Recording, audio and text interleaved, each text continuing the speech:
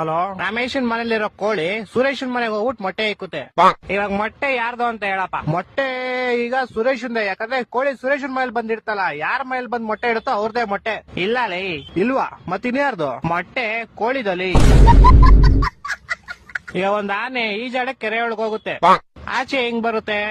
ಹೆಂಗ್ ಬರುತ್ತೆ? ಹೆಂಗ್ ಹೋಗಿರುತ್ತೋ ಹಂಗೆ ವಾಪಸ್ ಬರುತ್ತೆ. ಇಲ್ಲ ಲೇ, ಮತ್ತೆ ಯಾವ ಆಗ್ಬಿಟ್ಟು ಆಚೆ ಬರುತ್ತಲೇ?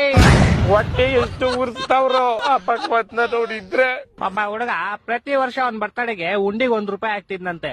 60 ವರ್ಷ ಆದ್ಮೇಲೆ ನೋಡಿದ್ರೆ ಅದ್ರಲ್ಲಿ ಬರೀ ₹12 ಐತಂತೆ. ಹೆಂಗೆ ಅಂದ್ರೆ ಅವ್ನ್ ಯಾರ ಚಪ್ಪಲಿ ಇರ್ತಾನೆ ಎತ್ಕೊಂಡಿರ್ತಾನೆ. ಇಲ್ಲ ಲೇ, ಮತ್ತೆ ಅವ್ನ್ ಬರ್ತಡೆ ಫೆಬ್ರವರಿ 29 ಇತ್ಲೇ. ನನ್ನ ಮಕ್ಕಳು ಒಂದೊಂದಲ್ಲ. ಓಕೆ, ಲಾಸ್ಟ್ ಅಂಡ್ ಫೈನಲ್ ಕೇಳ್ಕೊಂಬಿಡು. ಹೇಳು. ಒಬ್ಬ ಹುಡುಗಂಗೆ ಹೆವಿ ಶುಗರ್ ಇರುತ್ತೆ, ಡಾಕ್ಟರ್ ಅವ್ನ್ಗೆ ಸ್ವೀಟ್ ಬಿಟ್ಬಿಡು ಅಂತ ಹೇಳ್ತಾರೆ. ಅವನು ಲೈಫ್ ಪೂರ್ತಿ ಸ್ವೀಟ್ ತಿನ್ನಲ್ಲ. ಯಾಕೆ ಹೇಳು? ಇದಕ್ಕೂ ಯಾವ್ದೋ ಉಲ್ಟಾ ಸೀದಾ ಆನ್ಸರ್ ಇರುತ್ತೆ ಪಕ್ಕ.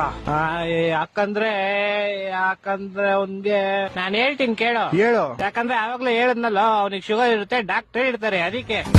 ಹೊಟ್ಟೆ ಎಷ್ಟು ಉರ್ಸ್ತಾವ್ರೋ ಆ ಭಗವತ್ನ ನೋಡಿದ್ರೆ.